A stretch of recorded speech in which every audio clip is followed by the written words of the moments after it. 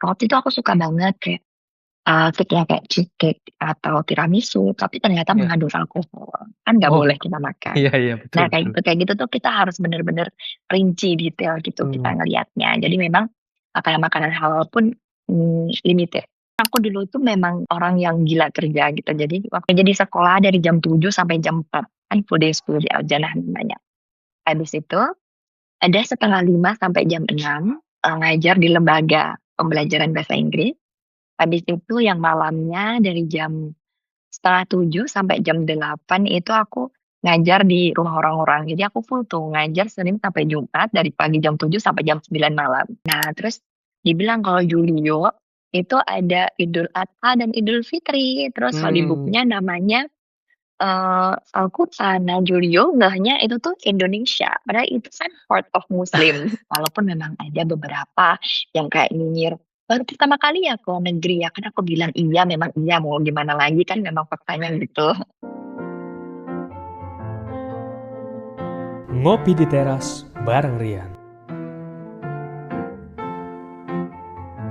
Ya, teman-teman, selamat datang kembali di Ngopi di Teras bareng Rian. Kali ini kita bakal ngobrol-ngobrol dengan teman yang jauh di sana lagi, di Adelaide ya, Ya, bersama dengan Mega Santoso. Jadi, Mega ini udah tinggal di sana, di Adelaide udah berapa lama ya? aku tinggal di Adelaide ini sejak tahun 2023 April. Jadi kayak 2 tahun yang lalu.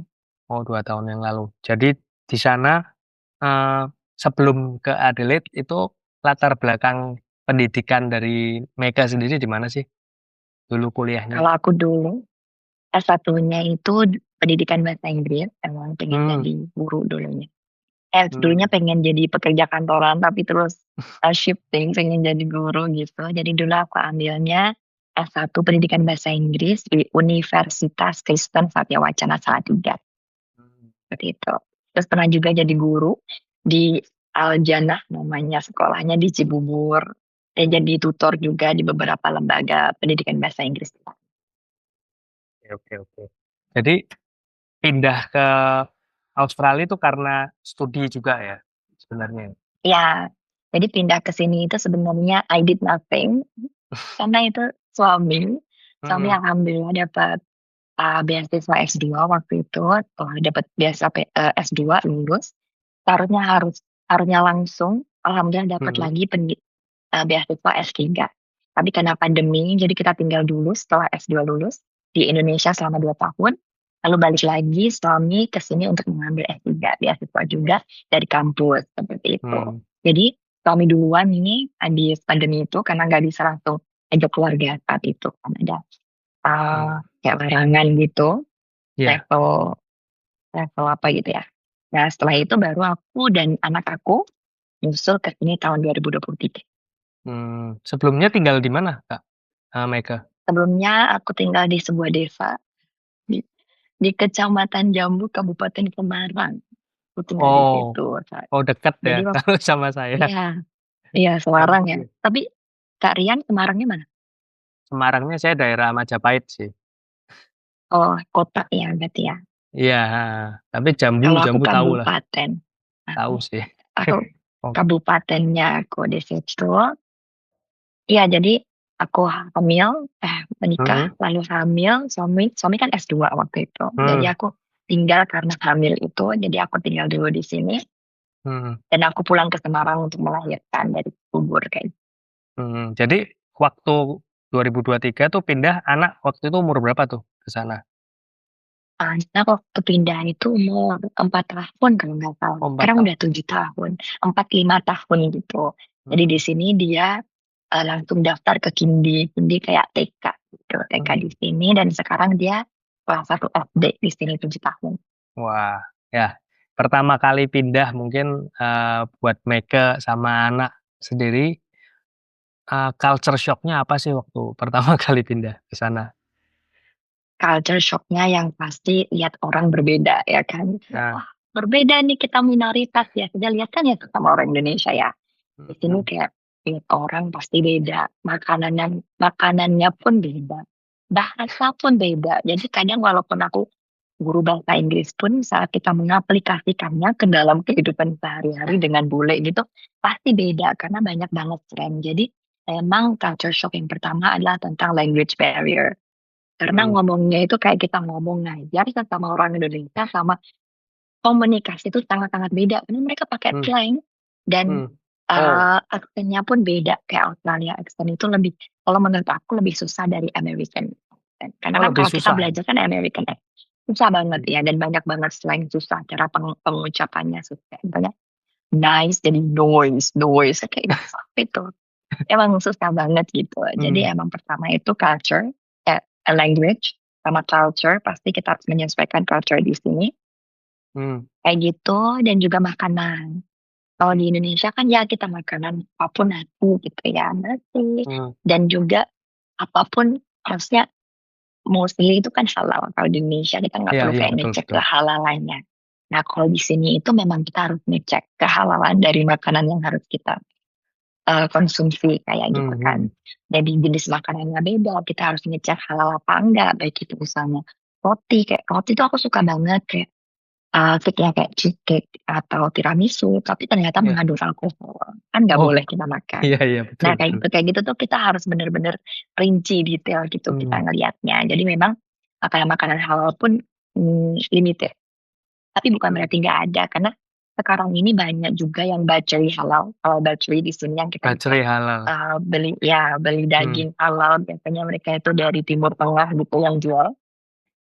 Terus banyak dan ada kan kayak kultus itu kayak, eee, apa kalau di Indonesia itu kayak Hero gitu ya, Hero mmm. apa, Superindo, Oh, kayak iya iya Superindo iya gitu ya. iya. Supermarket gitu? Ya ya kayak supermarket gitu yang ada jualan, daging dan juga produk. Nah di sini tuh ada ada halal section-nya.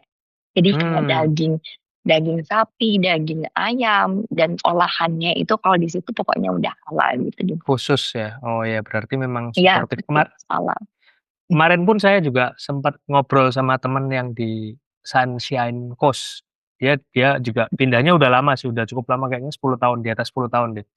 Dia juga Itu di mana? ngobrol Negara di mana? Sunshine Coast, di Aussie juga.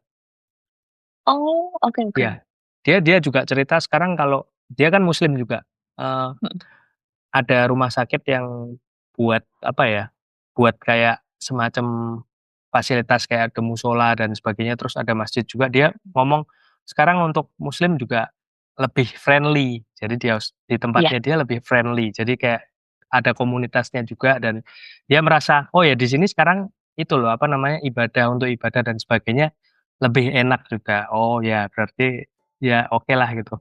Kayak ngobrol-ngobrol sempet iya, dia di Sunshine Coast. bener Kalau bener sih. Meika sendiri di sana, waktu pertama kali nyampe, langsung bertemu dengan komunitas orang Indonesia atau yang support di sana? Ya Atau nyari? alhamdulillahnya karena enggak sih alhamdulillah karena di sini kan pertama, suami student ya, jadi kita Mmm, pasti ada PPIA itu kayak Persatuan oh, Pelajar Indonesia di Australia. Nah dari komunitas PPIA itulah terbuka komunitas-komunitas lainnya. mmm, Jadi ada yang namanya KIA dan MIAS. KIA dan MIAS itu kayak community, orang-orang Muslim di Australia, khususnya di South Australia kayak gitu. mmm, Nah dari situ, karena kita ada di kalangan pelajar, jadi nggak begitu susah cari teman. Karena ya memang kita udah ada di komunitas kayak misalnya sekarang aku lagi di Flinders, aku, kuliahnya di Flinders, jadi memang ada komunitas itu gitu. Jadi kita nggak perlu kayak cari-cari lagi orang Indonesia mana yang tinggal di sini. iya iya. Udah ada gitu, memang udah ada wadah komunitas pelajar itu. Di situ jadi tahu, oh ada pengajian juga ternyata. Wah, Dan yang di-support support banget ya, enak. iya benar, nggak cuman muslim, ternyata teman aku juga di sini tuh ada gereja yang setiap minggunya, penyampaian materinya itu pakai bahasa Indonesia dan mostly Wow, orang-orang Indonesia, kayak gitu. Jadi memang baik muslim ataupun, mmm, Kristiani di sini tuh mmm, memang sudah ada wadahnya kayak gitu, kalau mau mhm, sesuai, apa, religion gitu ya, iya iya untuk iya. komunitasnya. Tapi komunitas sendiri selain itu juga ada komunitas sesuai suku. Kayak misalnya Oh, ada orang-orang Makassar ada sendiri, orang-orang mmm, Aceh ada sendiri, kayak gitu mmm, sih. oh ada Tapi kita juga sesuai suku tetap ya? Iya ada juga beberapa, tapi kita juga sebagai PPA juga mau suku apapun, agama apapun, kalau pas kita ngumpul ya kita bisa Jadi ngumpul satu. bareng kayak Hmm. jadi satu di wadah PPA itu. Terus kalau Meka sendiri sama keluarga ya, ya keluarga besar terutama yang di mana di Indonesia. Pertama kali mau pindah itu kan cukup lama ya. Itu pergumulan apa yang dirasakan oleh Meka, suami, terus dan keluarga besar lah. Ya, sebenarnya sih karena kita waktu itu juga nggak punya proyeksi untuk tinggal selamanya di sini pada saat itu kan misinya saat itu membersamai suami PhD gitu ya. Jadi Hmm. tanggapan keluarga pun juga ya menerima dengan sukacita gitu. Karena Hmm. alhamdulillah berarti kita punya pengalaman untuk bisa merasakan tinggal di luar negeri. Karena aku Hmm. pun sebagai guru bahasa Inggris akan begitu banyak dampak positif yang aku rasakan karena bisa Hmm. tinggal di negara yang ngomongnya pakai bahasa Inggris gitu kan, English speaking countries, yaitu Hmm. Australia kayak gitu. Jadi keluarga sangat mendukung, alhamdulillah. Dan ya walaupun ya pasti kangen-kangen homesick di 3 bulan pertama itu pasti ada.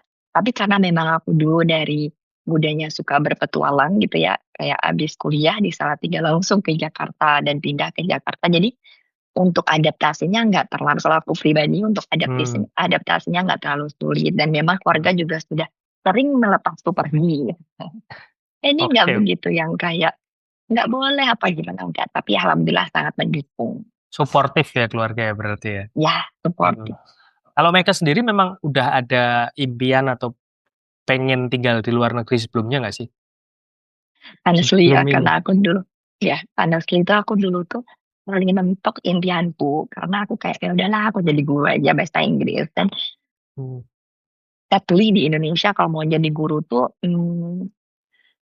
jadi guru itu ya alhamdulillah cukup gitu kan ya. Tapi kan ada beberapa juga yang mengatakan ya udah jadi guru itu kamu dibayar pahala atau ya udah kamu orientasinya surga. Tapi kan kita Hmm.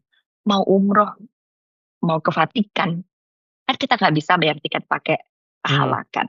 Hmm. Tapi di Indonesia itu ya masih guru itu masih eh, apa ya susah untuk berkembang secara finansial Iya. kayak gitu. Tapi Hmm. jadi saat itu ya udah yang penting aku udah jadi guru tapi nggak mau jadi guru di desaku sendiri karena pasti beda lah ya untuk Iya, iya, iya. income-nya. Jadi waktu itu paling mentok itu ya udah aku jadi guru di kota besar karena biar aku bisa berkembang baik secara personal ataupun secara finansial kayak gitu dan Hmm. akhirnya aku ke Cibubur. Jadi aku ini memang cita-citanya cuma ya udah tinggal di kota besar aja gitu untuk bisa Hmm.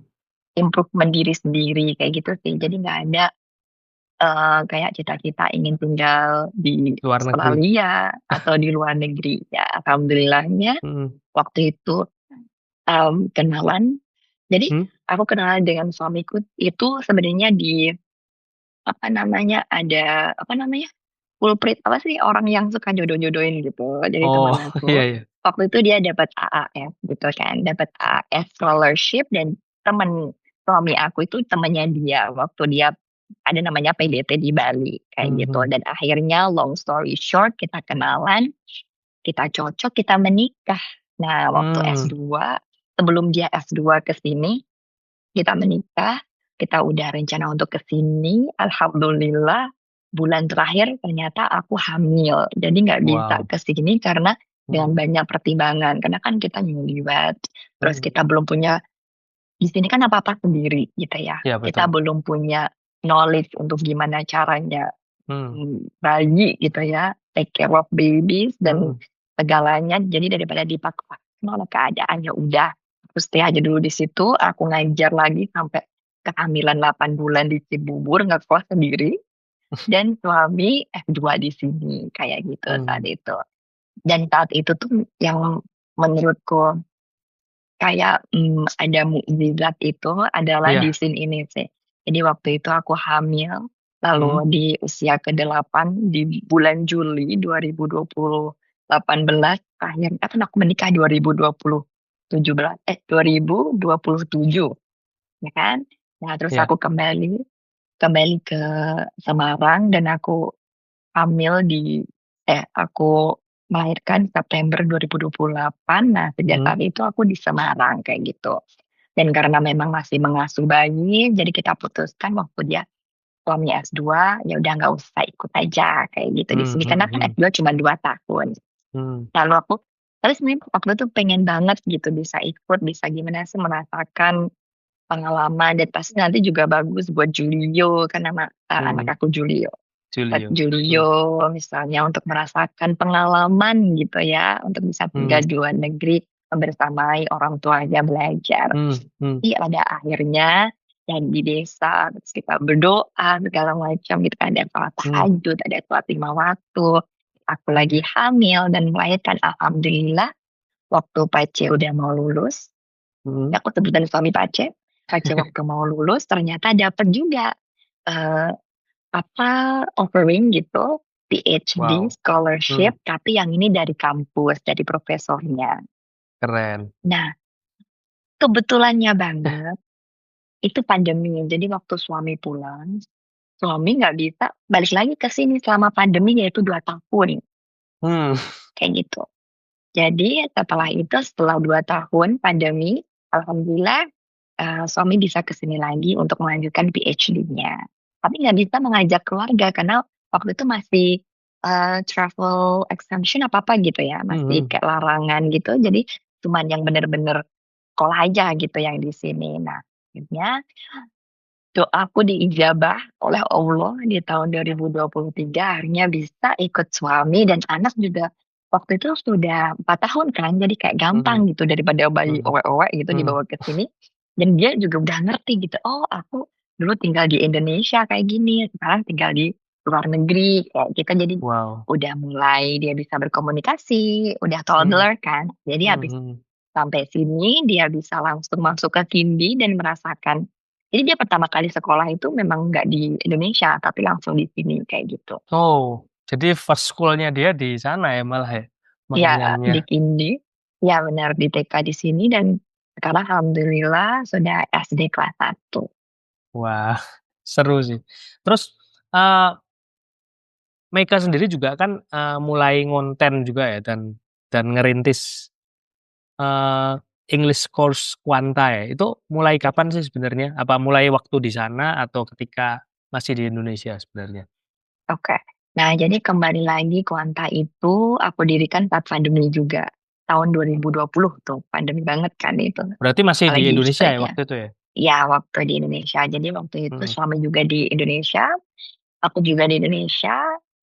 Karena suami juga menunggu PhD untuk bisa ke sini kan, jadi saat itu, apa ya yang bisa aku lakukan gitu untuk bisa make money, karena pandemi nggak bisa ke mana-mana jadi nah pas banget waktu itu kayak aduh lagi bingung-bingungnya gitu gimana, ternyata, ada jadi kan aku dulu tuh memang orang yang gila kerja gitu, jadi waktu aku mhm di Cibubur itu aku bisa kerja di sekolah dari jam 7 sampai jam 4 kan full day school di Al-Jannah namanya. Habis itu ada setengah lima sampai jam enam, setengah lima sampai jam enam itu, ngajar di lembaga pembelajaran bahasa Inggris. Habis itu yang malamnya dari jam setengah tujuh sampai jam delapan itu aku ngajar di rumah orang-orang. Jadi aku full tuh ngajar Senin sampai Jumat dari pagi jam 7 sampai jam 9 malam.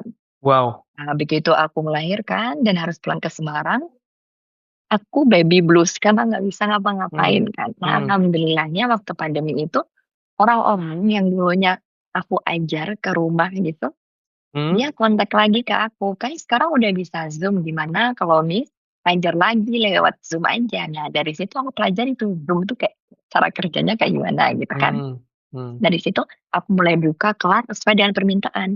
Jadi yang pertama itu dari 3 anak, "Loh mhm kok enak ternyata ngajar Zoom ya kan?" mhm Nggak kemana-mana, ngajar aja, alhamdulillah juga aku sebagai personally bahasa Inggris aku nggak medok-medok banget karena kan mhm begitu dari Cibubur ke Semarang, bahasa Inggris sama sekali nggak dipakai ya kan, mengasuh bayi, mhm secara mhm profesional nggak punya pekerjaan, nggak ada bahasa Inggris digunakan bablas gitu ya. Jadi mhm. saat itu memang benar-benar Allah menjawab doaku, gimana caranya biar aku bisa revive bahasa Inggrisku Wow. dan juga dapat pekerjaan dari situ. Nah, Mhm akhirnya Di 2020 itu mulailah aku ngajar. Di saat itu namanya Miss Maker Class karena memang aku sendiri. 2000 sampai 2023. Hmm. Itu tuh bener-bener sangat menguntungkan sebagai ibu karena kita bisa melakukan pekerjaan di rumah dan karena waktu itu memang marketnya aku pilih yang waktu itu aku dari Jakarta jadi udah ada marketnya gitu kayak menengah ke atas jadi untuk income-nya pun alhamdulillah baik dari situ Waktu pertama itu yang diajar umuran berapa itu? waktu itu ada anak SMP dan ada anak SD. Nah mereka Hmm. itu mantan murid aku yang aku ajar waktu aku ke rumah. Nah Oh. mereka hubungin aku lagi dan dari situlah aku belajar caranya ngajar pakai Zoom. Caranya ada digital tools, ada yang namanya Bamboozle, ada namanya Wordwall, Quizzes, dan semua digital tools yang bisa kita akses gitu untuk melakukan pembelajaran yang interaktif gitu kan.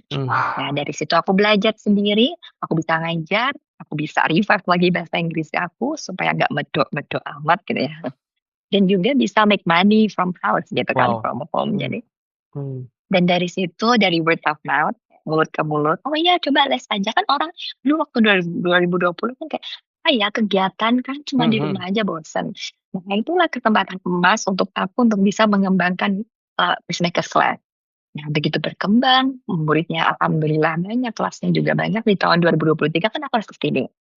Harus shifting lagi nih, sebagai maker yang bisa dibantuin sama ibu aku, adik-adik aku di rumah, menjadi aku maker yang di sini aku ibu rumah tangga harus handle chores, ya memang dibantu suami juga, tapi kan memang kewajibanku kayak handle chores dan juga take care of Julio yang nggak bisa digantikan oleh siapapun karena nggak ada ibu dan adik aku di sini kan. Jadi aku butuh, kayaknya aku bisa hire orang untuk bisa membantu pekerjaan itu. Akhirnya, aku mulai nih hire 2 orang di 2023.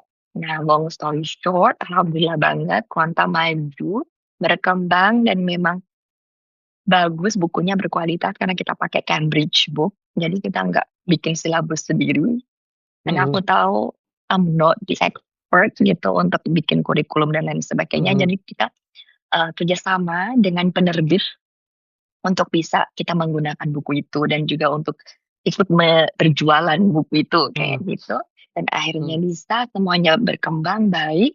Alhamdulillah sekarang Kuanta sudah ada 9 tutor termasuk aku. 9 tutor? Iya, 9 tutor dengan murid hampir 200.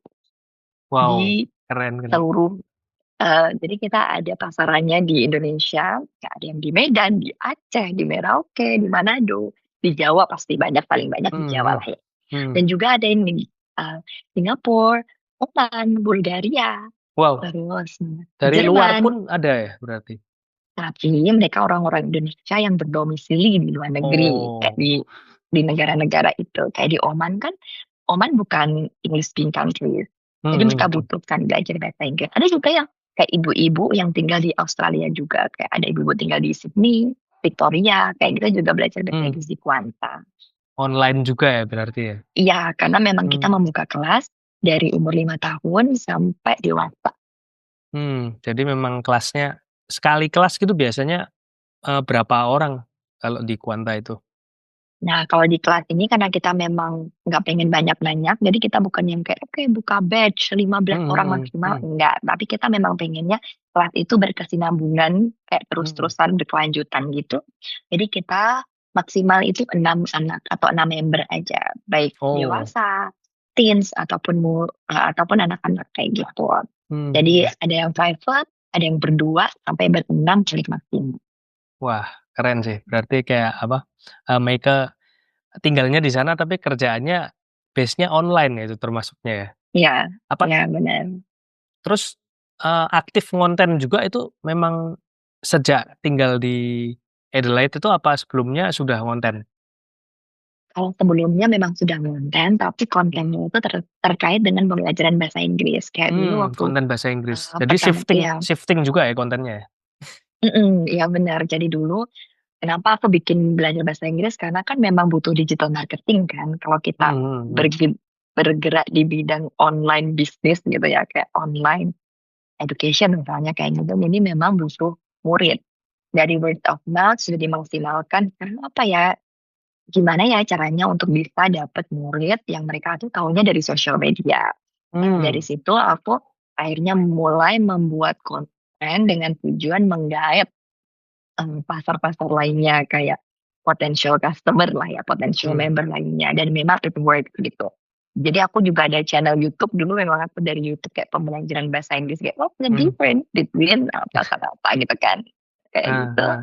Nah, kami putar dari YouTube aku juga ada Instagram juga, mulai Hmm. Instagram dan memang banyak kan kalau ada orang yang daftar gitu, aku juga adminnya karena memang aku pengen Hmm. terjun langsung gitu. Jadi aku Wow. adminnya, kalau ada orang daftar itu admin ya itulah aku. Jadi aku yang ngurusin kayak ada yang kasih form, nah di form itu kan ada kayak tahu kuota dari mana gitu kan. Hmm. Hmm. Hmm. Nah, kan kebanyakan dari mereka itu memang ada word of mouth kayak adiknya siapa atau kakaknya, temannya siapa, juga dari Referensi ya, Instagram. referensi ya.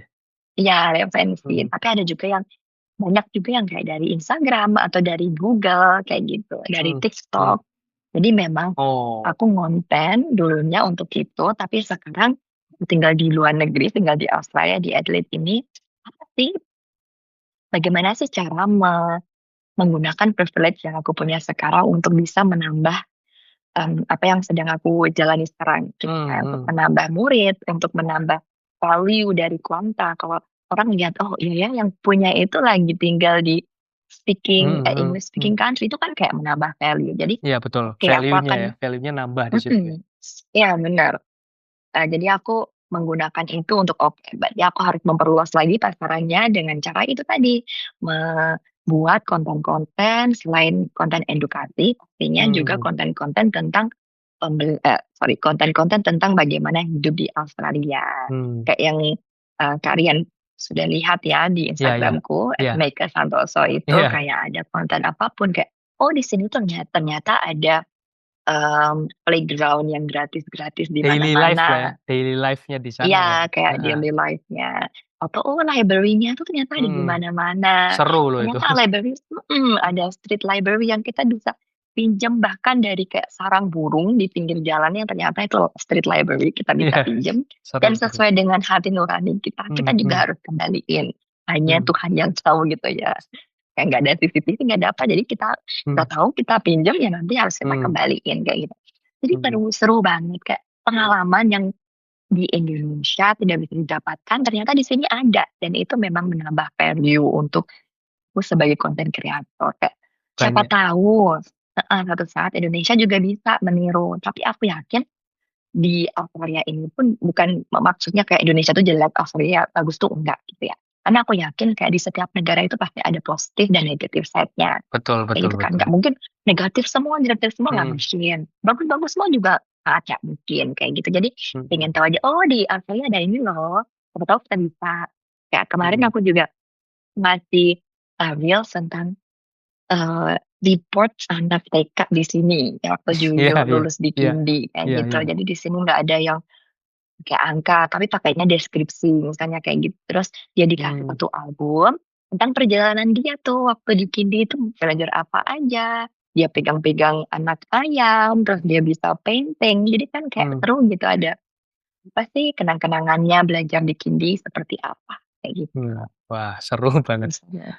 Hmm. Kalau kalau Meika sendiri untuk perjuangan merintis Kuanta dari yang waktu zaman pandemi dulu. Kuanta ini kan termasuk produk pandemi juga ya berarti ya? Iya, Termasuknya iya ya benar-benar. berkah pandemi juga ya kan? Karena dimulai saat pandemi, terus bisa dibawa sampai tinggal di luar negeri juga. Tantangan untuk merintis Kuanta sendiri itu gimana Meika? Untuk awal-awal sampai sekarang? Kan pasti ada tantangannya beda-beda dan levelnya pasti kan berbeda di tiap Iya, itunya, tempat waktu di Indonesia dan so di stage-nya ya. ya Iya, stage-nya beda. iya benar-benar. Jadi aku kan berangkat dari orang yang pendidikan. Jadi paling susah memang shifting myself dari pendidik menjadi edupreneur. Dari Oh, pendidik orientasinya mengajar sampai gimana caranya digital marketing, hmm, yang gimana caranya leading a team. Karena kan mau nggak mau juga harus jadi leader. Karena hmm, dari dulu kan aku sendiri sekarang tutornya udah 9, ada admin, Hmm. ada social media specialist kayak gitu. Gimana timnya ini bisa solid. Jadi dari pengalaman dulu, alhamdulillahnya kan dulu ada pengalaman ngajar di lembaga bahasa Inggris juga, kayak dinamika bekerja. Hmm. Ya kan mau bekerja di kantor, bekerja di mana kan pasti ada kayak kompetisi dan lain sebagainya kayak gitu. Nah dari situ aku belajar gimana leading a team, yang gimana menciptakan environment itu yang positif, nggak saling kompetisi. Oke lah kompetisi secara sehat gitu, nggak yang sikut menyikut. Apalagi kayak kita kantoran di Jakarta, atau kan vibe-nya kayak gimana. Dan aku pernah alaminya. Alhamdulillahnya dari situ aku belajar kayak leading team, berurusan dengan manage uang gitu kan ya. Jadi dari yang uang kita dapat sendiri, alhamdulillah Hmm. sekarang kita manage harus gimana caranya untuk membayar tutor, gimana caranya untuk nanti plan ke depan apa, untuk bisa digital tools-nya apa lagi, inovasi-inovasi supaya kita tuh tidak tenggelam, karena kan sekarang kompetisi makin banyak. Apalagi dengan orang-orang yang ngasih price ugal-ugalan, kayak misalnya Hmm. 90.000 per bulan, 6 kali pertemuan, 8 kali pertemuan, which actually doesn't make sense, like Hmm. under value kita sendiri sebagai teacher. Dan memang kayak gitu tuh banyak banget yang kayak Hmm. gini. Jadi gimana caranya, tantangan aku ini sebagai sekarang edupreneur, gimana caranya supaya Kuanta ini bisa tetap bersaing dengan harga segitu, yang kita juga bisa mengapresiasi setiap tutor di Kuanta dengan sebaik-baiknya, supaya tutor itu memberikan kualitas yang sebaik-baiknya untuk murid-murid kita yang berkelanjutannya. Jadi kita memang ingin maintain quality gitu. Nah itu yang paling susah. Tapi alhamdulillahnya so far sih kalau secara grafik dia berkembang, baik Hmm. tutornya, kualitas performance-nya juga berkembang, terus muridnya juga berkembang, Hmm. kelas-kelasnya, kayak kita buka-buka kelas baru. Sekarang yang paling baru itu ada English, Math in English sama Science in English. Jadi kayak kalau di sekolah-sekolah kayak misalnya ada Al-Azhar yang international Hmm. school itu, mereka udah mulai belajar science dan math, tapi Hmm. media atau media berkomunikasinya itu pakai bahasa Inggris gitu. Nah, Hmm. untuk memfasilitasi itu kita juga sekarang ada kelas-kelas yang kayak Math in English, Science in English. Jadi kita Science ya. bisa Science in English. Jadi kita bisa kayak lihat marketnya butuh apa, kita bisa provide kayak gitu. Jadi Hmm. semakin berkembang juga kelas-kelasnya seperti itu Hmm. sih. Tantangannya itu shifting myself from educator into in edupreneur. Edupreneur. Nah. Ya. Meka itu juga nggak sih buka kelas offline juga nggak sih kalau untuk di waktu di Adelaide, buat katanya ibu-ibu yang di, kalau yang itu kan Sydney terus di Australia di tempat-tempat lain, kalau yang di Adelaide sendiri buka kelas offline nggak? Aku sekarang nggak buka kelas offline, tapi aku dulu pernah beberapa kali gitu. Nah, bagusnya di sini itu ada Hmm. banyak community untuk imigran kayak aku, orang-orang Hmm. refugee lain sebagainya, untuk Hmm. belajar bahasa Inggris. Jadi Hmm. kayak di gereja-gereja, biasanya di gereja itu akan membuka kayak free English class atau Wow. kayak English community Hmm. yang volunteer. Jadi mereka nggak dibayar. Hmm. Volunteer-nya itu biasanya memang native speaker dari sini gitu ya.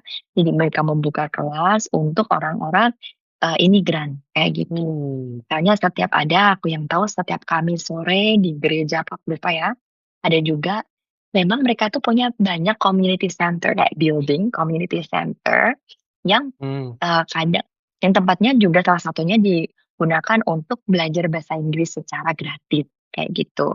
Setiap Rabu pagi ada. Jadi memang di Hmm. sini itu sangat-sangat ini apa ya, sangat providing gitu. Kalau kita Hmm. butuh apa, Hmm. kira-kira butuh apa ya, sudah ada disediain sama Wow. pemerintah dan juga Hmm. volunteer-volunteer yang ada.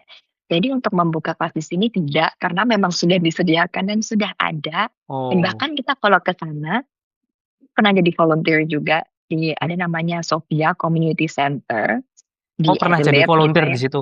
Hmm. Untuk ngajar. Waktu itu aku ngajar orang Afghanistan, kayak Hmm. ngajarnya kita one on one kayak gitu. Jadi kita ngajar orang Afghanistan, 2 orang kayak satu tutor, satu murid gitu. Jadi kita Hmm. bisa belajar bareng-bareng kayak gitu Hmm. di community center itu. Jadi seru banget sih.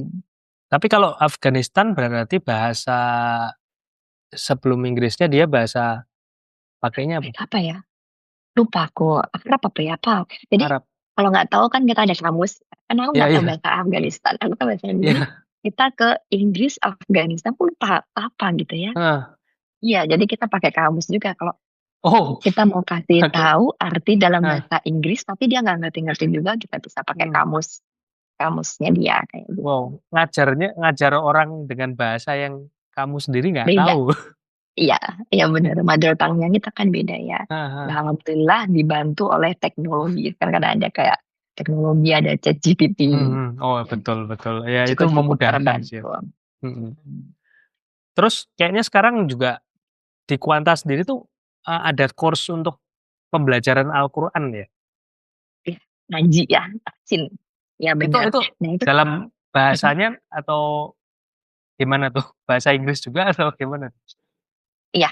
Jadi kelas itu tuh tercipta dari keresahan aku sendiri, karena Mmm, memang kita kan minoritas. Muslim di sini mhm, adalah minoritas. Di iya kalau di Indonesia itu di sekolah-sekolah diajarin ada pendidikan bahasa Islam, sorry, pendidikan Islam, ya kan pendidikan agama Islam, iya, pendidikan agama Kristen, Buddha, Hindu. Kalau di sini nggak ada pendidikan agama kecuali kita sekolah di sekolah swasta yang memang orientasinya agama kayak sekolah Kristen, sekolah Katolik kayak mmm, gitu ya. mmm, Jadi di sekolah, publik di sini memang tidak diajarkan pendidikan agama. Nah, pasti Kak Julio juga kan dia sekolahnya pertama di sini, jadi memang dia minim exposure gitu tentang mmm, pendidikan agama Islam. Nah, oh, saat itu aku mikir gimana caranya biar Julio juga bisa mendapatkan pendidikan agama Islam itu gitu kan. Di sini memang yang pertama ada ngaji juga. Di sini ada beberapa masjid, walaupun nggak sebanyak gereja mhm ya, namanya mhm juga minoritas. Tapi di masjid itu juga diadakan kayak ngaji setiap minggu kayak gitu. Tapi aku juga pengen Julio ini bisa mendapatkan materi yang personalized kayak yang aku mau mhm, misalnya tentang halal dan haram itu kan butuh banget di sini. Karena iya dia iya. kan memang dealing with it kan. Misalnya Julio, ini kan banyak banget yang punya anjing. Julio suka banget anjing. Terus aku bilang, "Julio suka boleh, tapi jangan menyentuh. Kalau menyentuh nanti Mmm, kita harus kayak, mmm, cuci apa, terus ya menyucikan diri dengan mhm tanah dan kayak ribet kalau bisa ya, kalau bisa mhm jangan. Tapi kalau udah terlanjur ya nggak apa-apa juga kita bisa mensucikan dengan tanah kayak gitu kan. mhm. Nah, kayak halal dan haram, dia nggak boleh makan salami yang dari pot misalnya, Iya, kayak gitu kan butuh dan itu kan personalized gitu ya. Jadi aku mhm bisa request kayak, "Apa ya kalau yang aku bisa request materinya sesuai dengan kebutuhan Julio saat ini," kayak gitu. mhm.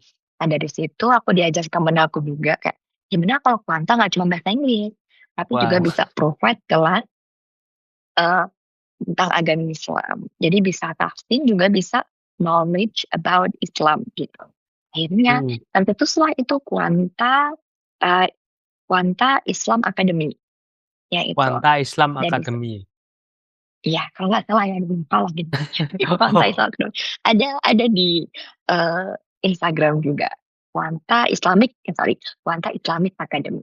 Nah, dari situlah akhirnya muncul kita buat di situ yang memang itu provide kami goal-nya itu provide anak-anak yang seperti Julio, yang dibawa mmm, oleh orang tuanya ke keluar, luar negeri, ya ke luar mmm, negeri. Jadi pasti akses untuk belajar pendidikan agama Islamnya kan susah pasti ya. Jadi kita mhm mhm, provide untuk kelas online. Nah, kelas online-nya gimana caranya? Karena memang Wanta ini kita ada namanya metode digital game based learning. iya iya, Kenapa? Karena kan kalau anak kita ajarin kayak gini screen yang bukan hands on activity kan kadang suka, aduh bosan banget, pasti membosankan. mhm Jadi gimana caranya kita bisa memberikan pembelajaran yang interaktif, yang fun gitu, yang mmm, interesting untuk mereka selalu pengen belajar yaitu dengan digital game kayak gitu. oh, Jadi kita pakai game tools juga, Islamicnya juga sama kita pakai mmm, digital, game based learning methodnya. Jadi kita banyak pakai digital tools, gamification, yang untuk mereka tuh tahu tauhid, mereka tahu misalnya rukun rukun Islam ada berapa, 5 nggak mhm cuman mhm, apa aja enggak, tapi kita juga mmm, bisa dengan game, kayak gitu tuh yang paling perlu banget sih. Dan juga pakai tahsin ya, belajar Eee, kayak Tabata saja itu kan kita harus ya biar bisa baca Al-Quran. Nah disitulah akhirnya ada kuanta. Pertama anak aku sendiri sebagai muridnya dan alhamdulillah sekarang sudah ada beberapa anak. Karena memang kita lagi progressing gitu ya. Jadi masih tetap Hmm. cari-cari resources gitu, cari-cari kurikulum yang terbaik kayak gitu sambil masih progressing kayak gitu. Wow, Cari-cari keren keren. murid. Keren banget sih. Apa namanya, kalau itu kan berarti Quanta Islamic Academy itu untuk umurnya rentang berapa sampai berapa sih, Mega? Oke, nah sama sebenarnya 5 tahun sampai dewasa karena kita ada tahsin yang untuk anak-anak, ada yang remaja dan kita juga Oh, ada tahsin untuk ibu-ibu, hmm, bapak-bapak. Kayak ibu-ibu, liburnya bapak-bapak juga ada? iya Hmm, ada. Kan kadang ada juga beberapa orang yang muslim, udah hmm. dewasa tapi masih dalam tahap belajar Al-Quran. Nah itu kita juga bisa provide kelasnya, Oh, wah kayak keren gitu. sih.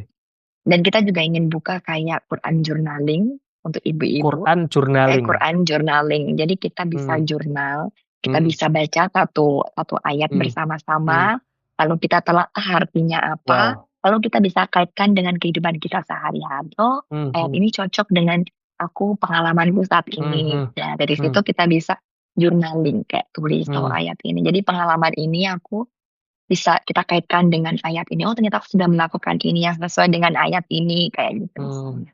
Itu Kalau salah Quran satu ya journaling sendiri Mega itu mendalam. melakukan itu sebelumnya?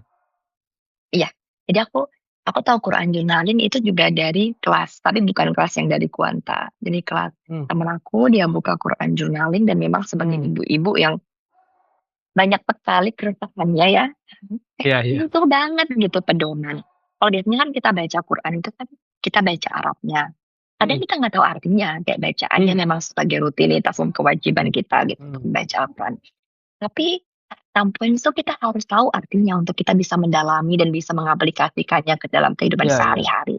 Atau hmm, kadang kita punya keresahan apa, kita buka Al-Quran, ternyata jawabannya ada di situ saat kita tahu artinya apa, kayak gitu. Jadi Quran betul, journaling itu aku sebagai personally dan sebagai muslim gitu ya, itu sangat-sangat hmm, membantu sih untuk tahu, oh ada kesulitan ini, oh Allah maunya kayak gini. Oh, ada mhm, kesulitan ini, oh ada juga jawabannya di Al-Quran kayak gini.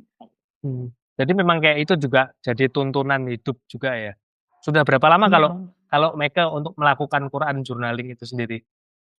Kalau sekarang honestly aku, eee, udah stop karena kan Oh sekarang aku kegiatannya oh, iya iya, sebagai tutor kuanta, edupreneur hmm, dan itu kan lagi S2 kayak agak padat aduh, ya, agak agak ya padat. there are a lot on my plate sekarang. Jadi kayak, Oke ya oke, udah stop dulu, tapi pas itu hmm, aku pernah Quran journaling, ikut kelasnya juga dan memang mhm, sangat-sangat bermanfaat. sangat membantu ya kayak gitu, Sangat membantu kayak mhm. kita tahu misteri kehidupan ini kayak gitu. Nah, kalau tadi kan Julio diajarin berdasarkan keresahan Mega tentang mengajar agama Islam ke Julio. Tapi untuk mengajarkan nasionalisme Indonesia, walaupun Julio sejak pertama kali sekolah di sana itu Mega sendiri gimana itu? Untuk ngajarin, Nah, "Kamu tuh anak Indonesia loh, kamu tuh, aslinya Indonesia lah," sedangkan dia dari awal pendidikan di sana. Gimana itu? iya bener. Nah itu juga masih menjadi tantangan ya sebenarnya, karena dia tahu teman Mmm, bersama yang dia punya juga teman di sini ya kan. temen orang sana kan Jadi jadi. dan dia juga sekarang bahasa Inggris itu dia lebih fasih daripada bahasa Indonesia. Karena Oh, memang di sini kan kayak sekolahnya full day school gitu ya. Jadi dari, mhm. jam 9 sampai jam 3:30 sekolahnya. Wow, Jadi lama memang banget. most of the time dia kan Mmm, terexpose-nya sama bahasa Inggris nih. Dan kita sebisa mungkin memang langkah yang pertama, dia jangan sampai lupa bahasa Indonesia karena itu yang paling penting kan. We never know kapan kita balik mmm, lagi kan ke Indonesia for good, we never know kayak mmm, how it can just lead us to in the future gitu. Jadi sebisa mungkin jangan sampai nggak bisa bahasa Indonesia, nanti sampai sampai di sana bisa dibully gitu kan takutnya. Dan mmm, memang kan itu identity kita. Bagusnya anak itu bisa bilingual kan, ngomong bisa mmm, mother tongue dia bisa, bahasa Inggris dia juga bisa. Jadi yang pertama aku lakukan, kita pasti ngomong bahasa Indonesia, walaupun dijawabnya bahasa Inggris. Ya, mmm, Julio coba pakai bahasa Indonesia, susah kali dia pakai bahasa Indonesia. Kayak jawab, tapi dia mengerti, at least dia mengerti kayak gitu. Walaupun ya, dia juga masih bisa sih kayak ngomong bahasa Indonesia. Dan yang kedua, nationality ya aku bilang kalau gitu, kan dia sekarang udah mulai aku beda, kulit aku beda. Secara futuristik nih ya, secara features kita kan kita beda ya, jadi dia udah memahami. Oke, kita memang orang Indonesia. Alhamdulillah memang di Australia ini kan multicultural. Dia tahu nih, oh ada negara Indonesia, yaitu punya kita. Ada temannya dari India, pasti kan India di mana-mana. Ada Iya, iya. temannya dari Cina, ada temannya dari Nepal, Prancis. Jadi dia tahu, oh sekarang aku lagi tinggal di situasi yang multicultural kayak gitu. Jadi dia tahu dan dia apresiasi. Jadi dia nggak apa-apa gitu. Nggak dari Australia gitu kan. Oh, oke, aku dari Indonesia dan bagusnya di sini itu, nah ini yang pas kemarin dibahas. Jadi teacher-nya itu juga sangat menjunjung tinggi culture masing-masing anak. Waktu di Kindi, jadi waktu di Kindi itu setiap murid ditanyain kamu dari negara mana dan di kelasnya itu ada satu sisi gitu ya, di mana semua bendera dari negara anak-anak itu berada asal kayak gitu. Jadi waktu Julio ada kan Julio satu-satunya dari Indonesia. Iya. Jadi ada tuh dia Indonesia. flag Indonesia. Terus setiap pagi diajarin selamat paginya dari bahasa dari negara lain itu apa aja, kayak ada good morning, selamat pagi, ada guten morgen, apa-apa gitu, dan lain sebagainya.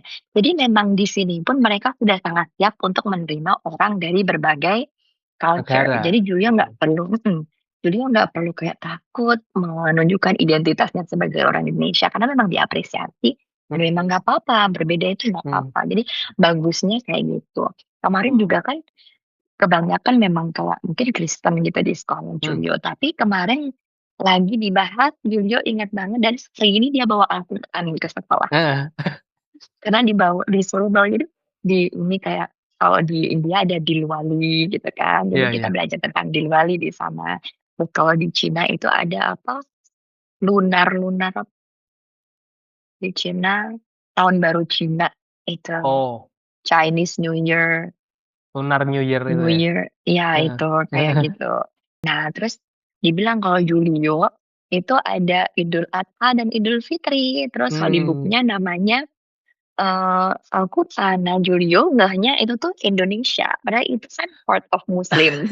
Dia bilang, ini kita lagi ngomongin tentang Indonesia, kita ngomongin Idul Fitri sama Idul Adha, jadi kayak get mixed gitu. Bukan, itu bukan tentang Indonesia, itu tentang Muslim, tentang Islam kayak gitu.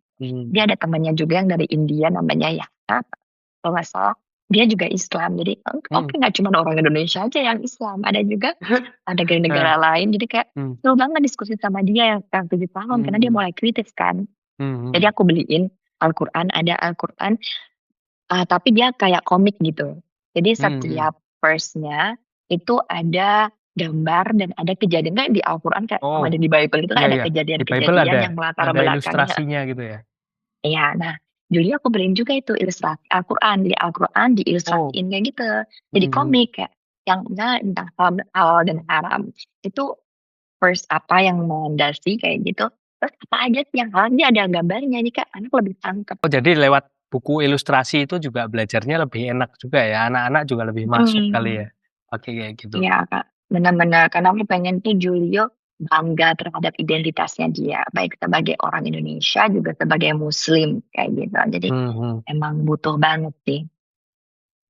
Oke. Berarti kalau ini sebelum mungkin Mega sendiri di sana juga selain kerja ngerjain kuanta itu, sebelumnya kan sempat cerita tadi kan off the record, sempat part-time juga itu.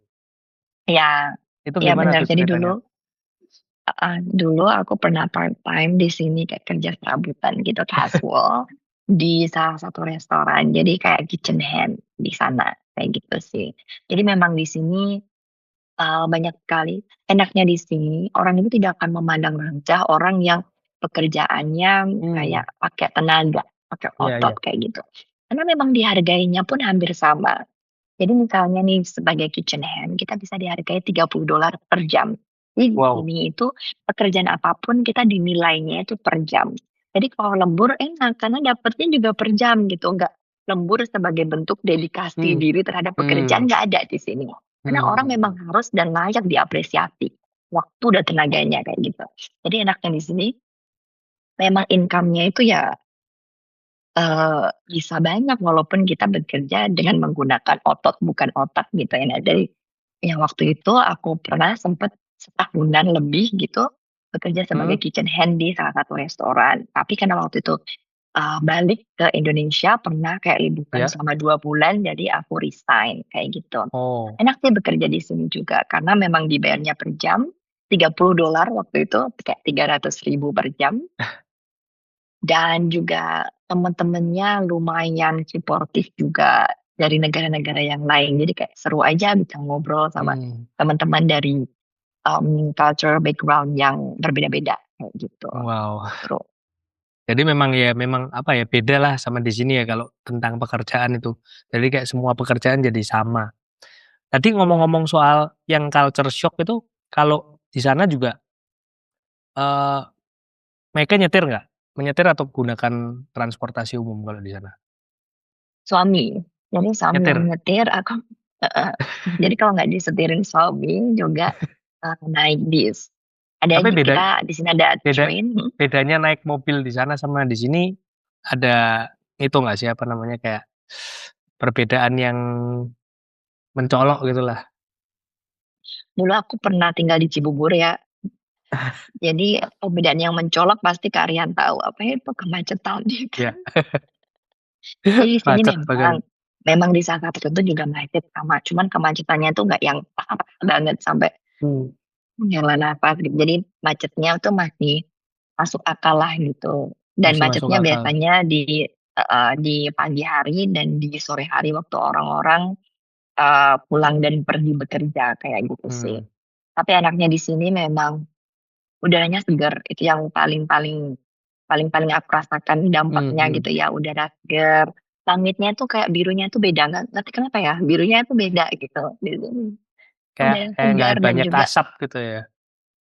dan mungkin karena aku tinggalnya di Adelaide bukan di Sydney atau Melbourne, yang mungkin Nah. ceritanya beda ya, jadi disclaimer karena aku tinggal di Mhm. Adelaide, memang udaranya lebih enak, Hmm. nggak ada polusi dan juga mobilnya juga lebih sedikit gitu, karena kan Hmm. orangnya juga lebih sedikit ya, nggak crowded gitu. Jadi memang di sini tuh Hmm. enak. Orang-orang sering bilang kalau di Adelaide itu, tempat yang pas untuk pensiun, karena memang banyak orang-orang tua juga di sini kayak gitu. Mhm. Karena memang kemana-mana gampang, kayak ke pantai gampang, playground-nya kemana-mana ada, Mana-mana deket ya? reserve mhm, Hmm. reserve tuh kayak taman gitu yang kita bisa Mhm. jalan, kita bisa naik sepeda, kadang ada, kolam ikannya atau ada kayak danaunya, gitu juga banyak di sini. Jadi memang untuk kualitas hidup yang kalau kita suka slow living itu di sini dapat banget, kayak gitu, Slow living juga ya Jen, berasanya? slow living. Kalau kalau, ada nggak momen-momen waktu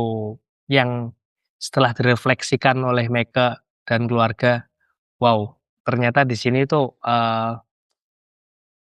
hangat banget atau gimana, ada nggak? Pernah nggak di Adelaide itu? Eee, ada sih beberapa pelajaran yang aku petik ya, Hmm. baik Hmm. yang, "Oh ternyata gini, ternyata gitu." Kalau di Adelaide itu, pertama sih aku nggak nyangka bisa hidup di sini, kayak Masya Allah, Hmm. kayak bener-bener Allah itu baik, bisa memberikan waktu untuk dan pengalaman untuk bisa tinggal di sini, merasakan Hmm. culture yang baru, bisa ketemu dengan orang dari berbagai negara, kayak gitu. Jadi itu pertama yang aku syukuri. Yang kedua juga bisa punya kesempatan untuk apa ya kira-kira yang bisa aku lakukan yang nggak bisa aku lakukan di Indonesia. Dan justru memang kehangatan di sini itu lebih terasa, kenapa? Karena orang Indonesianya jadi gini, kalau di Indonesia kan karena kita orang Indonesia semua ya, kalau di sini kita orang Indonesianya tuh malah semakin kompak gitu. Jadi Oh. malah hangat dan kompak karena ya kita Karena mungkin sedikit ya, jadi nggak terlalu banyak, jadi lebih hangat dan kompak di sini. benar, jadi kayak we belong to each other, kita saling support, kita bisa saling bantu, misalnya kalau ada yang lahiran kita bisa saling bantu, ada yang sakit kita bisa kayak saling bantu juga. Jadi memang kehangatannya itu kayak kehangatan orang-orang Indonesia di sini menurut aku ya, Hmm. yang mungkin juga berbeda di daerah-daerah yang lain. Kalau ini menurut pengalaman aku itu lebih hangat, lebih baik, lebih suportif, lebih friendly, Hmm. Hmm. kayak gitu sih. Karena mungkin ada juga kayak komunitas pengajian yang kita bisa pengajian bareng. Ada kadang kayak Kak Rian bilang itu ya, ada cooking class juga. Iya, iya. Itu kan lebih seneng gitu, kayak lebih kita ngerasa relate to each other. Kita sekarang sedang struggling di negara orang, jadi kita kalau bisa stick lah, kayak kompak gitu. Stick Bisa together terus ya membangun, pokoknya. kayak stick together kayak gitu. Nah, kalau di sana sendiri kalau mungkin nggak cuma orang Indonesianya ya, patriarki di sana tuh seperti apa sih Meka kalau menurut Meka?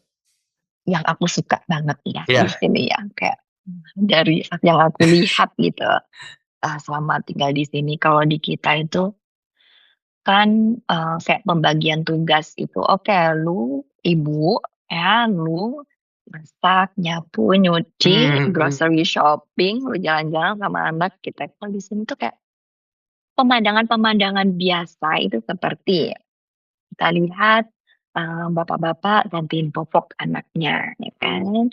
Terus bapak-bapak dia sambil lari pagi-pagi sambil dorong Stroller. stroller. Iya. Nah, kayak gitu. Terus habis itu bapak-bapak di kos yang tadi kayak Superindo di kos, dia grocery shopping tapi sendiri, cuma sama anaknya aja. Dan nggak pernah dia bilang, mana istrinya, kasihan banget masa belanja sendiri. Nggak ada yang nyinyir ya, nggak ada yang nyinyir. Nggak ada. Karena memang di sini itu kita pembagian itu nggak ada yang kayak lu harus ini, gua harus, kita kayak ya udah bekerja sama aja sebagai bapak dan ibu, sebagai suami istri kayak gitu. Karena istri pun juga di sini bekerja juga nggak apa-apa kan. Ya istri itu ya bekerja. Kalau di Indonesia beberapa, nggak semua ya, ini nggak mengeneralisasikan enggak ya. Tapi beberapa kasus yang aku lihat itu ya ibunya bekerja. Ya jaga anak, habis bekerja jaga anak, cuci piring, apa segala macam, kerjaan chores. Kalau di sini mah, yang aku lihat itu kayaknya nggak ada deh kayak gitu. Jadi memang kita punya tugasnya itu ya udah chores kita bagi masing-masing kayak gitu, nggak yang kamu harus ini, kamu harus itu. Jadi berkolaborasi kan namanya berumah tangga, berkolaborasi ya. Iya betul banget. Kayak kita ngasuh anak juga harusnya berdua gitu kan, nggak yang harus ibunya. Nah, yang aku lihat itu kerennya kayak gitu di sini. Jadi nggak ada patriarki sama sekali. Yang aku Jadi suka juga ya lihatnya di sana ya, kok keren gitu ya. Iya, jadi memang keren sekali gitu mereka itu bisa kayak aku lihat, kayak gitu yang pertama kan. Karena kan menurut kita nggak biasa kayak gitu ya. Kayak nggak biasa nyuapin. Tapi aku yakin sih sekarang di Indonesia itu juga sudah banyak bapak-bapak yang tidak patriarki dan bisa kayak melakukan pekerjaan rumah tangga gitu, nggak yang harus istrinya gitu ya. Dan aman ya. Iya. Ya, oke. Kalau Meka selama ngonten ini komentar netizen masih aman atau enggak ini? Karena aku itu memang menghindari isu-isu yang sensitif atau isu-isu yang kayak terlalu membanding-bandingkan Indonesia. Karena aku memang nggak suka sih kayak menjadi nggak mancing lah ya? Nggak suka. Benar, nggak suka viral karena digunjing, tau, nggak suka gitu. Viral karena menjadi perdebatan tuh aku nggak suka. Jadi aku lebih ke yang aman-aman aja mainnya, kayak ngasih informatif kayak gitu aja. Walaupun memang ada beberapa yang kayak nyinyir, baru pertama kali ya ke luar negeri ya, kan aku bilang iya, memang iya, mau gimana lagi kan memang faktanya gitu. Jadi iya, memang baru pertama kali ke luar negeri kayak gitu. Paling nyinyirnya sebutan itu sih, karena memang aku nggak pernah bikin konten yang kontroversial. Ya. Jadi dengan yang main-main aman aja. Jadi Ya, ya alhamdulillah selama ini positif semua ya, nggak yang main di zona seperti itu soalnya. Kalau enggak. Meka sendiri ada pesan nggak buat teman-teman yang mungkin lagi mau sekolah juga ke luar atau lagi merintis atau lagi berjuang di luar atau lagi ingin ke sana, ada pesan nggak? Oke, pesannya untuk yang ingin ke sini, sebenarnya baca baik-baik untuk ketentuannya, untuk visa-visanya seperti di sini seperti apa, atau kalau yang ingin mengajak keluarga juga bisa kayak lebih research berapa yang harus kita butuhkan untuk bisa mengajak keluarga. Jadi memang do research Ya. gitu ya, do research dulu sebelum nanti kita bisa ke sini. Dan juga harus tahu juga culture-nya kayak apa supaya nanti waktu kita ke sini nggak terkaget-kaget kayak gitu. Dan memang sekarang kalau ingin ke luar negeri itu lebih mudah sepertinya ya, kayak bisa Iya. lewat scholarship juga, banyak banget scholarship yang bisa dicoba kayak gitu. Jadi untuk teman-teman ya kalau mau kabur aja dulu Ya bisa itu, dicoba kabur dengan aja dulu berbagai gimana nih? cara. Bisa dicoba? Iya, iya bisa dicoba. Kayak kan sekarang lagi ini working holiday visa, juga banyak teman-teman yang di sini yang aku kenal mereka ke sini pakai working holiday visa. Memang kerjanya berat tapi menurut aku worth it gitu untuk bisa dicoba selagi masih muda. Karena kan working holiday visa kan minimal 30 tahun kan. Jadi kayak boleh banget dicoba untuk bisa melihat dunia luar, perspektif orang-orang, pengalaman yang baru, dan orang-orang baru kayak gitu sih. Jadi pesannya do research aja dulu sebelum ke sini, tetap berusaha, tetap berjuang untuk bisa memperbaiki nasib kayak gitu. Research dulu yang penting ya. Iya, ya memang riset itu mau apapun harus do research dulu. Jadi intinya kalau kesimpulannya worth it nggak untuk pindah? Kalau aku tergantung ya. Kadang aku sama suami itu suka kayak gini. Kalau kita pendapatan 30 sampai 50 juta itu memang di Indonesia lebih enak tinggalnya. Kenapa? Hidup itu lebih mudah. Kayak kita bisa sewa asisten rumah tangga, kita bisa Gojek kalau ini kayak daily life-nya itu lebih gampang, makanan lebih enak kayak gitu ya. Dan juga ya pendidikan agama Islamnya juga lebih mudah diakses. Tapi memang kan positif, negatif itu ada. Jadi kalau untuk murid apa enggak tergantung dari kita fokus dan goalnya mau apa kayak gitu. Kalau memang Gantung fokus goalnya dan bolanya. kalau goalnya keluarga itu oke aku ingin mengeksplorasi dunia ini bersama keluarga itu sangat worth it. Karena memang sangat beda dengan Indonesia by culture, the way of living, kayak working life-nya juga study life-nya juga kayak semuanya itu beda. Kita bisa lihat bahkan bangunannya pun juga beda gitu kan. Jadi tergantung nih kita mau apa. Kalau misalnya kita memang ingin mencari rezeki sebanyak-banyaknya juga bisa juga kayak worth it juga. Walaupun yang harus kita garis bawahi di sini adalah oke income kita banyak tapi apa yang kita keluarkan juga banyak. Kayak misalnya spendingnya juga banyak ya. sebagai contoh, kita itu rent di sini kalau di convert jadi rupiah ya, kalau mau yang rumah itu kita bisa spend 500 sampai 600 dolar, which is 5 juta sampai 6 juta per minggu. Jadi kita bayar rumahnya itu per minggu.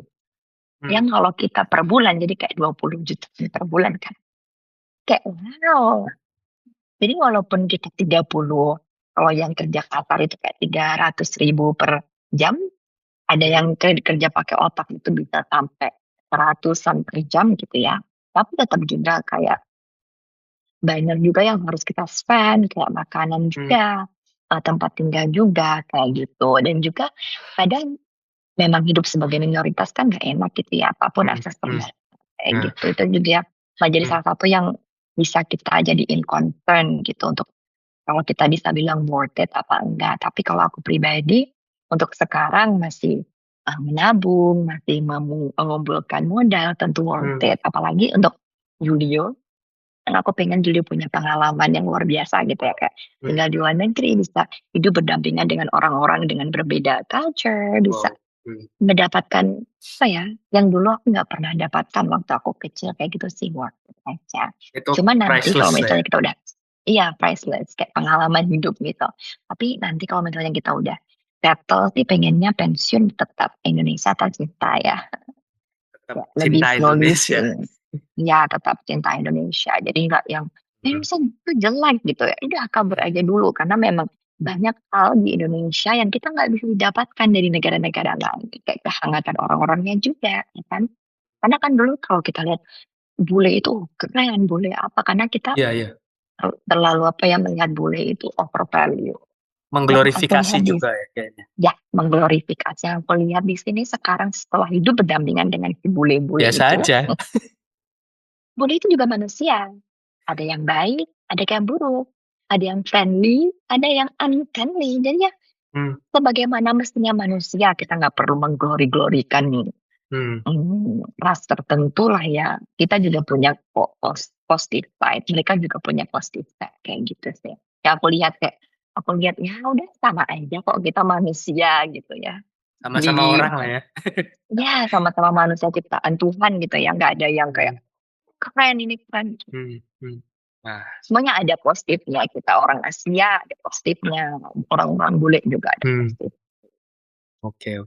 Thank you banget nih Mega waktunya buat ngobrol-ngobrolnya. Nanti buat Oke. teman-teman yang mau akses Quanta bisa kemana aja nih?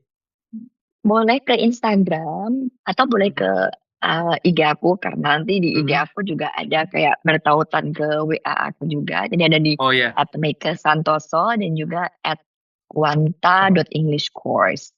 Ada. itu aja. Ada YouTube atau tertentu lagi nggak lainnya? Linknya nanti bisa dipajang lagi. Oke, ada, nanti aku kasih ya. Oke, nanti kita Namanya kasih linknya ada di YouTube, deskripsi. ada TikTok juga.